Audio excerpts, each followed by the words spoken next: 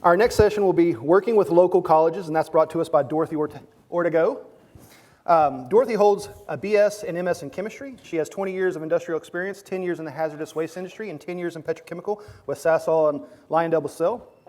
She was an educator in the fields of environmental chemistry at Lamar State College in Orange for 7 years, and chemistry and process technology at McNeese State University for 17 years. She was department chair for McNeese's Department of Engineering Technology for 8 years. She chaired the education committee for the state of Louisiana and process technology programs and received the Alden Andre P-Tech Service Award. And this is where I got a screenshot, Dorothy, so I missed a couple sentences there. I apologize.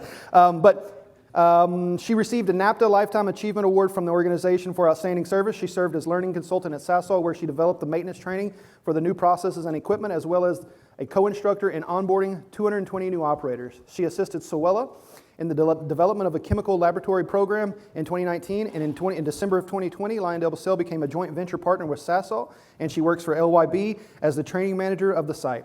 She is a member and vice chair of the advisory board for Sowella Technical Community Choline Process Technology Program. So with that being said, we welcome Dorothy Ortega, our unpaid spokesperson for the day. Thank you very much. Ortego. You can't take the Spanish out. No, I know. Good afternoon, how are y'all? I got this time frame to talk in where our brains are not processing because we just ate food. And so all our brains have stopped working and are now processing food, so we all can't pay attention very well. So I have to do something different. So I'm going to try to talk, but I tend to talk. When I taught, I found out that if I talked, my students fell asleep because I taught chemistry. And how many of us think chemistry is the favorite thing to learn? That's why I figured. There's a few of us out there. The few, the strange, the specialists, you know. But most people, it's not the thing I want to listen to. And so I found out that when I taught chemistry, I actually told my students, I said, you have to read the book. Heaven forbid. Because when we come to class, we're going to apply it. And we solve problems instead. We learn by doing it. So you can't work the math problems because you sit in class and I work math all day long. I work the chemistry problems on board. I got a degree in it. I should be able to work those problems. Shame on me if I can't. But I need you to be able to work the problems to be able to do it. So we got to think sometimes outside the box of what we do or how we do things. So I said, how do we address the skill set, and we're talking about things in our different industries and in our sites that we're doing, we're sharing. I loved hearing that there's people that are outreaching and looking kind of at a different perspective, because I said, me as a person who is, I'm very lucky in life. In fact, I'm one of 7 children, and all 7 of us got college degrees, which is not a normal statistic. I come from a very small, very rural town, but my mom was an educator and believed in education. And she said, I don't care what you get it in, but get it in something you can do it. I don't do chemistry anymore. I haven't for years. But the thinking set of that critical thinking path opens up doors for any of us that do it a different way. So I said, what we need to do is really think about how do we give back? What do we do? So, next. So my agenda, I'm going to actually said, I'm going to use trouble things. We do those troubleshooting activities. What happened? Where did it happen? Who did it happen? Why did it happen? When? And then had the hows in there. I thought I'm going to use the same approach to why do we have to give back, or what are those reasons behind it, and what can we do? How can we actually support it? So I'm going to start off with some questions for y'all when we talk about where do your employees come from? Where do you get them from? Local colleges, that's one. Where else? Referrals, okay, referrals. Where do those referrals people come from? The local community. A lot of it, I would say, the number one place we get other employees from is other industries. I take from you, you take from me. Isn't that the reality of the world? If we don't make our people happy where they're at, they're going to go find somebody else they're going to be happier to play with to do it. And our area is very competitive. When we became Sasol, did a major expansion, and we had to bring in 400 operators. We committed to our local community college to do half of them from that, but the rest of them we stole from the other industries. And now we got a new industry coming up, and guess what? Everybody still, that can shift, but we have a pool that's not as big as we need it to be, but that's where it comes from. And then I heard a lot of people say, either college, university, or trade school programs. A lot of our crafts people still come through the trade programs and very skill sets, skills that are needed from there. We have our professionals. You think of, everybody thinks engineers. When you talk about industry, we hire engineers. But, when we talk about it to people, would we be anywhere if we didn't have the finance people? You know, the people that looked at our budgets and helped us set budgets and roll those budgets and counted those beans that we got to count. What about those people that are the HR? How many HR specialists in here or HR people in here? You know, that hold the seams together. They listen to our people. They counsel and guide the people that we're working with. You know, that it takes a lot of different types of professionals. But typically when we go talk about recruiting for our industry, what do we talk about? Engineers. You know, I don't have as many engineers on my side as I have operators and craftspeople. I have a lot of needs in a lot of different areas I need to address, so I can't channel my vision in one direction, and I kind of do because you only can sometimes channel one thing, but we need to think when we're recruiting and when we're pulling for stuff that we pull from multiple directions, and we support those. How many people do like lab techs and bring lab techs in from a college program? I see a couple to do it, you know, that, you know, chemists are one level, and chemists who are hired in as lab techs don't tend to stay, because they got a degree for something more than that. And if I don't have a growth for them to go, they go where they can grow for it. And then anybody hires military direct? Military programs? Okay, cool. Because, you know, military skill sets, military guys, they know they got to show up on time. They know when you say you got to do this, they got to do this. There's some things that are key to hiring military that we don't have to teach them anymore, because Uncle Sam did it for us already, you know, successfully. And candidates for good, you know, if you're bringing in flesh, blood, and a way to look at something, bringing in somebody who's been a lieutenant or a captain in the military has learned a lot of skill sets that really transitionally can come in. And I can speak from, I just hired or brought in a lead for my department, because I have direct trainers that report to me in the training organization that are operational in the units, embedded in the units. And I have a military person that stepped up to take the role of the lead over them for, you know, and he did that in the military. Hey, that's a seamless transfer, training to training. We're not doing rockets, but we're doing something that could be rockets if we didn't do it right. You know, it's the truth. You know, we have to think about that. Hey, if I don't do things right, what's the consequence? We learned the consequence of one of our units on its startup because we had a design flaw. And the first day we went to go operational with it when we were SASL, it blew up. Not the thing you want to start off as the first day for a new, you know, first time that a new unit runs. But it was not designed. It runs over 40,000 PSI, and the supports were not strong enough to hold the pipe in place. When it runs, it zips through 2 miles of pipe in, you know, 15 to 30 seconds. And it went. Scary day to be at the office. Luckily, 0 injuries. 0 injuries. Because we did have some design supports to shield people from any potential things in that work area. So who do we do support? So I want to ask, I'm doing some polls here because I think if I try to make you answer questions, I might keep you awake. So how many here are active with a school of some type or another? Cool, that's great. So now I'm going to specialize and ask you, what level are you involved with? Is there anybody here who works with elementary kids? Cool. There's a couple that do things with elementary. What about middle school? So what about high school? Got a few more there. What about our colleges or universities? Okay, and that's where I figured it was. Why do you think we have so few on one end? And I know we heard this morning Ruth did a phenomenal job talking about, hey, they're overloaded with it. I did recruiting.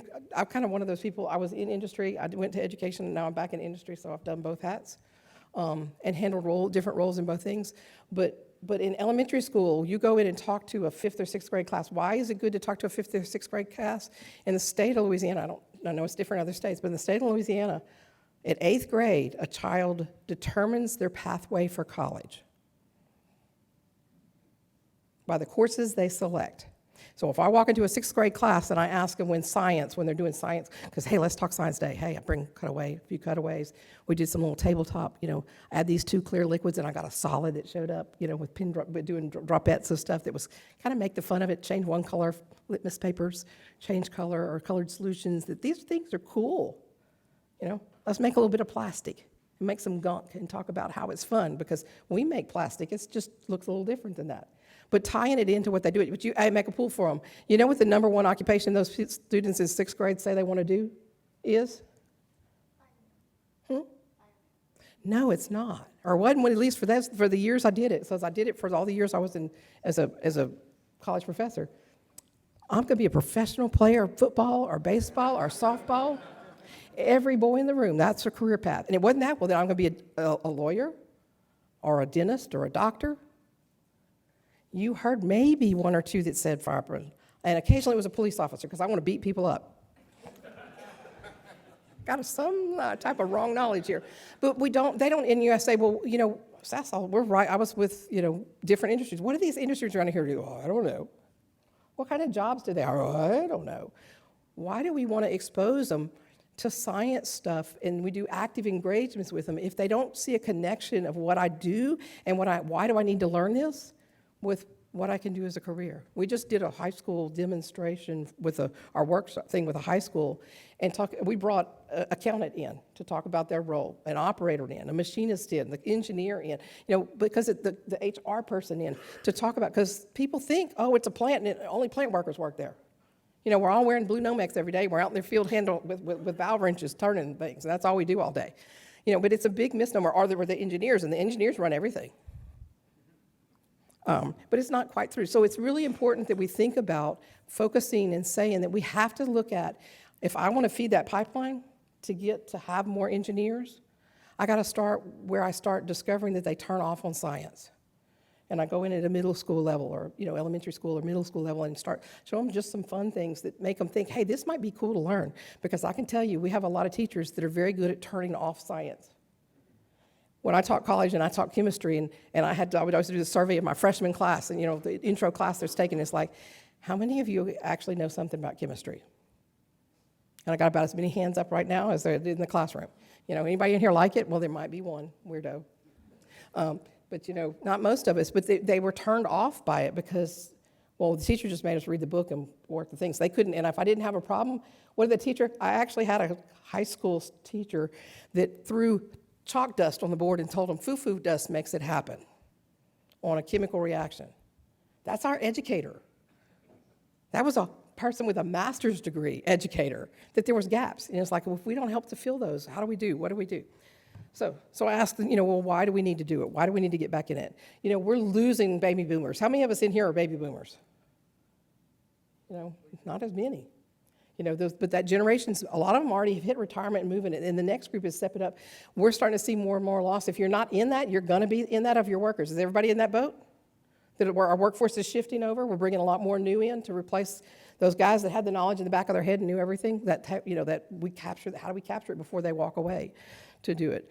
We have seen a lot of gaps and are seeing right now as they come into our P-TECH program, which is where I kind of base some of my stuff in because I sit on that advisory board and we meet regularly with them.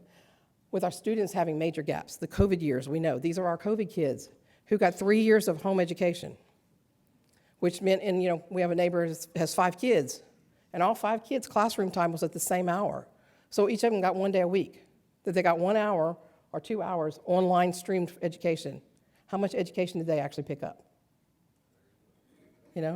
And so we've got an issue right now with our incoming college students because they don't have the English skill sets. They don't have the math skill sets. Our P-TECH program brings in, and we start P-TECH with an intro class. And in that intro class, we have 350 students, in the intro classes at our school. And the next semester, that number may be 70. They can't pass remedial math.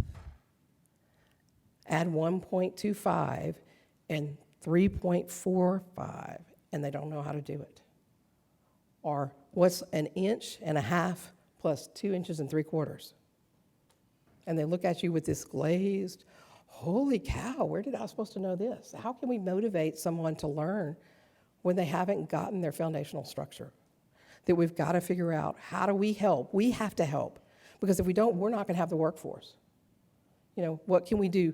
Ruth, I want to talk to you so much about that loss, because we see this huge loss in that first year. They come in and I want this degree. Now, some of them come in, and I joke, the pretty girl with the makeup and the things, I'm going to be an operator, but I'm not going to wear Nomex, I'm going to wear my high heels to work. It's like, no, you're not quite going to do that. It doesn't work that way. But they don't understand really what the role is. But, actively we try to bring the students out and give them a plant tour. We bring industry to them and come talk about, what does the job do? What is the reality is, not everybody's designed to do shift work.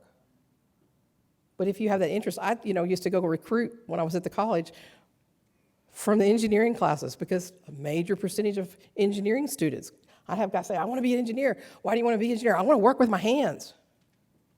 How many engineers work with your hands? Except for typing, yeah. But you're not, they're thinking, I'm going to hear, no, you need to look at becoming a machinist. But my parent says I got to get a college degree. Or looking at becoming P-Tech. It's a 2-year degree program that's more hands-on. So we've got some that, I talked to them, I recruited them, they came through the program when I was teaching, and they've worked their way up to like the superintendents of the units. And he said the best thing I ever did was the day you came and talked to my high school class and talked about the fact, I just knew I liked math, I liked doing things, I liked the way of solving problems, and I thought that meant I had to be an engineer, but I like to be outside, So we're not giving them enough knowledge. So when we recruit, sometimes it's that we're not giving them the reality of what does this job entail, or where does it have to be, or what does it have to do. And setting those expectations. When do you talk to a student? We talk to them. Do we just sell? I've heard presentations about talking about come work in the industry. You make a lot of money. But for that lot of money, we expect a lot. You're going to be punctual. You're going to carry your things. You have to show the initiative to do your job and do what you're required to do. Plus, I want you to do more than that and give more than that. So I really think that we've got to, if we don't help them know, then how come they flounder and fall off? Sometimes it's because we've not equipped them with really understanding what I'm choosing as a career when I choose it. How do I spark that interest? How do I get, I was teaching, and I brought a cutaway of a steam turbine into a classroom, They were all over that thing. This is so cool. We can make it turn, and what does it do? And I said, this is the thing. People work on these. We use these, except they're instead of being this big, it's as big as, this room that we've got, But it was amazing how engaged some of them saw with just seeing something that made them realize, hey, it's not just sit in a desk and, work in the dark. I sit in a comfortable chair and I sleep all day. Slight misnomer there. But so things we can do. How do we help? How many of your company financially supports education in some way? And that's wonderful, to do it. Some of the things, I know when I was an educator, I looked for money. My budget for 1 year, when Louisiana was in a crisis state for education, my budget was $100. Outside of salaries, I had $100. 4-year institution. I told my faculty, let's hit the career fair, because every free pen you got is one we don't have to buy ourselves. You need highlighters? Let's go see what they're giving away. But it's the truth. The education's strapped. There's a lot of money in some buckets, but it doesn't always trickle where it's supporting what it needs to be. So grants, it helped me buy equipment for my program. When I started teaching process technology, and I was doing chemistry and process technology, but in the process technology program, we had like 8 pieces of cutaways. When I left to go into industry, they closed the program for financial reasons. They chose the art program at the university over engineering, technology programs. We had instrumentation, process technology, and electronics, because that was more beneficial to our community. So somehow we missed the bucket of selling it even within our administration to say that there's a benefit and a need for this in our area. But grants help to do it. We can write, we see those big checks. Everybody stands with a huge check. We donated money to those things. And those do help because, as I said, education tends to be pretty strapped for funding at any of the levels where there's needs. If they don't know sometimes how to do it, sometimes it was find a partner that tell me, hey, if you do this, you could write a grant for this. And I don't necessarily mean these big $1 million grants, but sometimes just $500 or $1,000 to supply or find. We need something that demonstrates this for a kid, and lets them put their hands on it and do it, and that helps. Equipment. When I talk about equipment, everybody thinks, oh, I want you to go buy new stuff. No, we did buy new, but the boneyard. That was my best thing. Hey, what's laying down in your boneyard? Is there anything that's small enough for me to take to the school and bring? We'll clean it up. Hey, the guys, we had class field days. How did they learn skill sets of doing it? We did it. It's an activity to do it. Take apart a centrifugal pump? Yeah, I have a bunch of them that were destroyed. Let me have them, because I don't care if they're ruined. I want them to understand how to take it apart, change it, line it back up, put it back together again. Because some of our students had never handled a screwdriver or a crescent wrench or a valve. So they're applying the wrong tool because they don't know how to use them, because they handle a computer or a joystick. That's what they know how to operate. Externships for teachers. How do we get teachers to sell this as a field if they don't know what we do? And there are a few, anybody do externships for teachers? One hand. Cool, 2 hands over it. But how do we spark the science teachers to have interest? Unfortunately, we did it for some of them, and then they became operators instead. So I don't know if we helped education or not, but letting them get exposure to come see what we do, they don't know, again, those gates. It's behind those locked gates. That's all they know, Because a lot of people, even if they work there, they don't talk about it. We don't share that information. Internships for prospective things, from engineers to technicians to, we're actually standing up this semester and we are bringing in instrumentation techs, rotating equipment students, and electricians along with our engineers this summer for workshops and process technology. But by giving them an opportunity to come in and learn something. And we don't commit to offer them a job afterwards.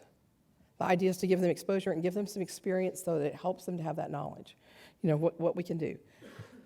So financial, anybody know of anything else financially, ways we can financially support? I have one, it's kind of far out there, but I'll tell you, we don't see very many women in process technology programs. And you start asking that question, why?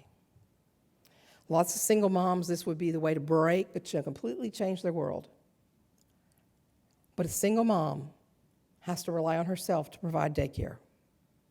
Daycare is open from 7 or 7:30 in the morning till 5 or 5:30, and she works rotational shifts, so she's working 5 a.m. to 5 p.m. She can't get off of work and get to a daycare in time to pick up her kids if she's on days. And on nights, unless she has a full support network, there's no way for her to come in to work. And what about a sick kid? You're a single mom. I got a sick kid, I got to take off, but then I'm penalized for taking, because operators can't not show up. That's a strike against you for missing.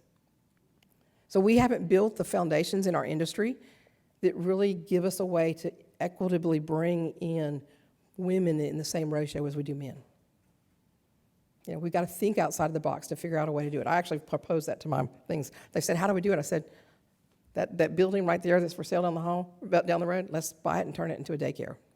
24-hour daycare with a dedicated sick ward. What would we do? What would we do for, even our engineers and stuff, you're a parent, your kid's sick, you don't want to, you want to be with them. They could come on their lunch hour, they could come check on the break because it'd be 2 minutes down the road from us. But how do we change? How do we make things different or think differently to be able to do it? Activities we can do, so things we can do. And I want y'all to tell me, I put guest speakers, that's an easy one. We can go talk to people. I've got some trainers actually, that guys with me, that are going to the community college and they're guest lecturing on their specialty. One of them's a distillation expert, he runs distillation towers. So he's gonna go talk to them when they cover distillation, they're gonna lecture. Another one's talking about boilers. But sharing not just our engineers, but getting some of the boots on the ground, the crafts guys to go talk about what they do. Giving that exposure and that interaction for it. What's something else you do? Partnership with the high school where the instructor, a lot of high school teachers are interested, but they don't have the background to be able to teach it. We know that even in our community colleges, the people we hire in, they come from a craft. So if I'm a refinery expert, retired or coming out of a refinery, and I've worked there for 10 years, and I come into education, I'm great on the refinery topics. When we talk about extruders, do I have any knowledge to talk about it? So do we offer workshops for our educators to be able to fulfill their knowledge or help them or let them come shadow? Not just our students, but let them come to refresh their knowledge and get involved. What's going on different in your world than it was from, especially if I'm a retiree, 5 years retired. The world's changing on the way we do things digitally.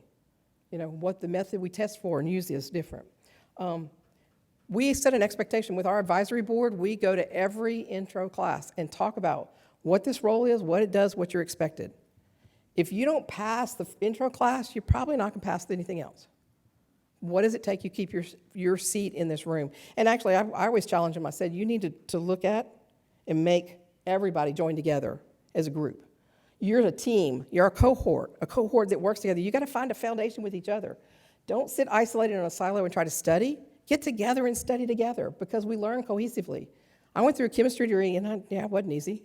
But every night in the library at the school, there was a table of us sitting together, and I wasn't so good on this, but I understood this topic, and we swapped.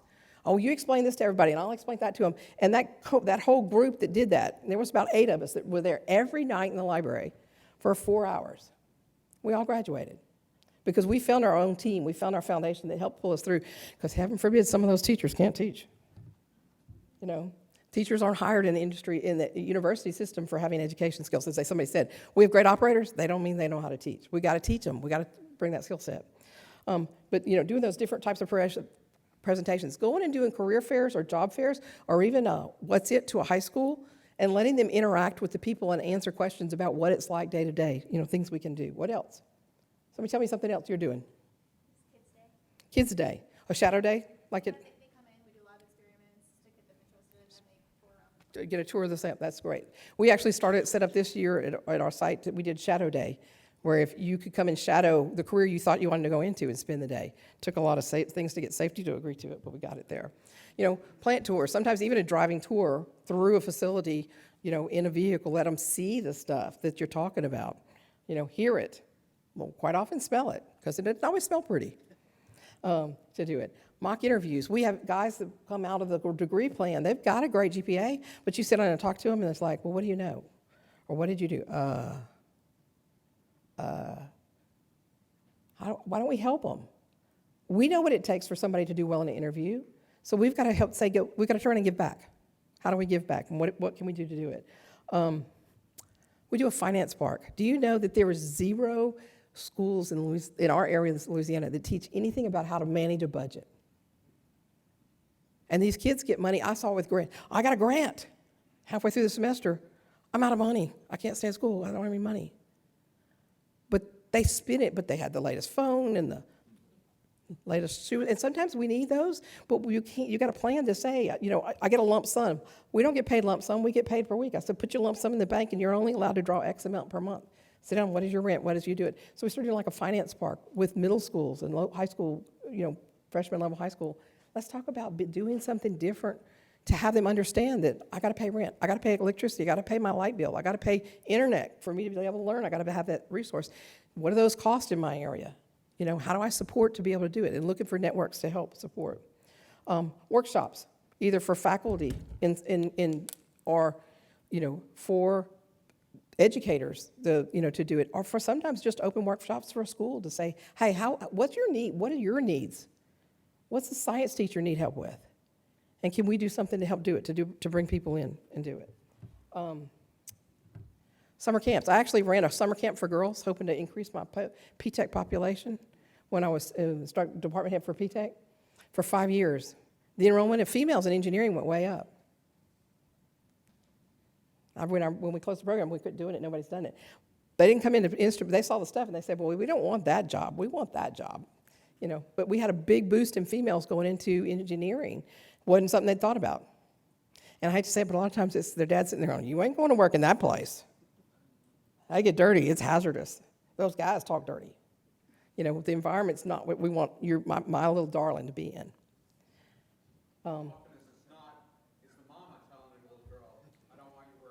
Well, but it's either way. It's the parents. And so sometimes we got to educate. We got to give workshops to those parents about the environment to do it. Counselor luncheons. We did something with the counselors talking about why aren't we getting any students into the P-TECH program? Why are we not getting them? We didn't go to teach them. We wanted them to tell us what were the reasons behind it. Well, they have to have 3 semesters, P-TECH, 3 or 4 semesters of math. No, they do have to do basic algebra, simple algebra. But should they do full polynomial formulas? Not necessarily. Can we tailor education, tailoring those math classes or those skill sets? They need to understand some chemistry. That was what makes the world go round. That's why I went into it. But, not everybody gets it, but people understand simple analogies of how things process that we've got to use and do. What else? Anybody have other ideas? Give your employees time to be adjunct faculty because the community colleges can only teach what they have qualified. Yeah, adjunct faculty for community colleges is a big need. Actually donated 20 houses in the community to our school district so that they could attract teachers and give them affordable housing in the area. And that's been a tremendous help for our school district. That's wonderful, absolutely wonderful. What else? Feeder programs to take people who don't want to go education first, let them work some kind of job, and they can figure out, do I want education, do I want to keep going this way? Cool. Anybody else have another one? We had one where we went to the high schools and we actually let them build small Lego sets, but it came with a direction. Each of the Legos were separated into color, and only the project manager got the instructions. And they had to work as a team, and then they had to come up with the costing, so you got the accounting piece in there to how much it costs to be able to build that particular Lego. And so it was really a lot of fun, and they really got an idea about what it was like to be a team, to understand engineering, to build something and actually know how much it would cost. Yeah. I did something similar with Play-Doh, different colored Play-Dohs, with the little presses that you have, and hazards. This stuff is incompatible with that stuff, but the salesman on the group has got a sale order that says, I need you to switch from this to this, but we can't. It's a safety violation. But are you going to do any? And hey, wait, can you double your production? Double it up. And then we had to measure the quality of whatever they made out of it. It was a cool activity. It didn't cost a lot to do. I bought all this stuff myself. It took a while to work out all the different roles that I had to have, because I had to have somebody driving, somebody to be a safety inspector that was going to measure those standards. It's supposed to be each segment's 2 inches long. Were they 2 inches long? Then it was rejected and had to be reworked. Oh wait, you got gel, you got Play-Doh with different colors in it. It's got to be thrown away. The kind of things that we could start in elementary school, you're talking about foundational structure, it should start in kindergarten. We used to do that. We used to have building blocks, Legos, Play-Doh that we played with and figured out, your physics and different things and how to build stuff and troubleshooting. That should all start way back in kindergarten, and they don't do that anymore, and that's why our skill set is lacking. So my last slide, I'm not going to read it for you, but if we don't do it, what's going to happen? Thank you very much. Anybody got a question? Any questions? That's pretty interactive. Thank you very much, Dorothy. Be safe. Thank you.